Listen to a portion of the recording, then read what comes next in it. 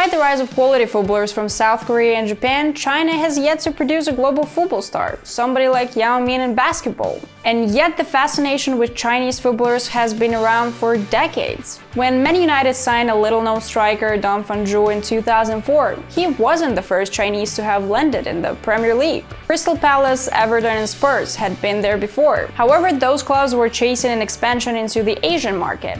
Man United actually saw a potential star in Don Fangzhuo, or so they claimed.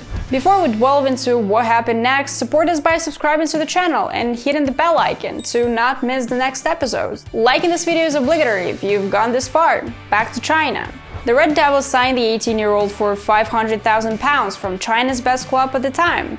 United's chief executive David Gill did mention something Chinese market, but clarified that the deal was sporting as much as commercial. Just like the club's executive, Sir Alex Ferguson was also positive about the new signing, but could only have Don for a trial and pre-season tours. Don didn't have a UK work permit. No problem, United had a partnership with Royal Antwerp, at the time a small team in the Belgian second division. They sent their over 30 players on loan across the years, and one of those was Don. The enigmatic Chinese shocked his new club. He didn't say a word of English, not even the most basic ones like hello, goodbye, yes, and no. Another problem was the culture shock, as Don revealed through an interpreter. When I first arrived, I was lonely, I didn't know anyone and I couldn't speak the language. All I had was my own company. But despite the off-the-pitch blues, Don quickly found his footing. By the end of his 2.5-year loan at Antwerp, he scored over 30 goals. He even got shortlisted for 5th Pro Young Player of the Year award alongside Cristiano Ronaldo, Wayne Rooney, Arjen Robben, Cesc Fabregas, and a few more. When Don was finally eligible for a European passport, Ferguson teased his return. That's good news for us. He has the speed and physicality, and his technique is improving all the time.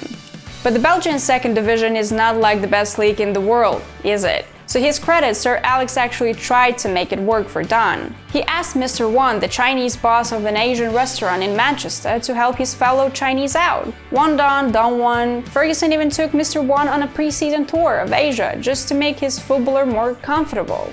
But if Don eventually found life at Antwerp tolerable, doing it all again in Manchester was too much to ask, and even training alongside Rooney and Ronaldo overwhelmed his shy personality. The competition at United was crazy, not just in the first team, but also in the reserves, where Don spent the majority of his time. Guiseppe Rossi and Danny Welbeck, to name a few of his teammates. But remember, United said they bought the Chinese striker for sporting reasons, so eventually his Premier League debut came, and boy, Don was thrown into the mixer. In May 2007, Ferguson named the second-string 11 for the away clash against Chelsea. The Red Devils has already been crowned champions, and Don was on the receiving end of the guard of honor from Chelsea stars, which may have been his most surreal experience ever. The game ended 0-0, and you can guess how Don's battle against prime John Terry ended. He said, "I felt to prove myself and I was under too much pressure. I should have played much better, but I still believe I will have chance in the future." It was getting more and more obvious Don wouldn't make it. His only United goals came in pre-season. Any injury made it only worse, and United eventually terminated his contract. It turned out United had an agreement with Don's ex-club allowing them to refund the full sum if they weren't satisfied with the footballer. They exercised the option. Sad, but Don was still only 23 at the time of his United exit and had a very good CV. Unfortunately, he never built on this. His Chinese club picked him up, but he didn't score a single goal there. Don came back to Europe to play in Poland, Portugal, Armenia, and then back to China again, but never came close to his Antwerp numbers. Age 29, he called it quits. Looking from the outside, it seems like Don's is a failure story. However, he himself disagrees. "I'm not frustrated. It's a rare opportunity for anyone to play for United, so I'm very proud." Don also cherishes the memory of Sir Alex Ferguson. The relationship between me and him was more like father and son.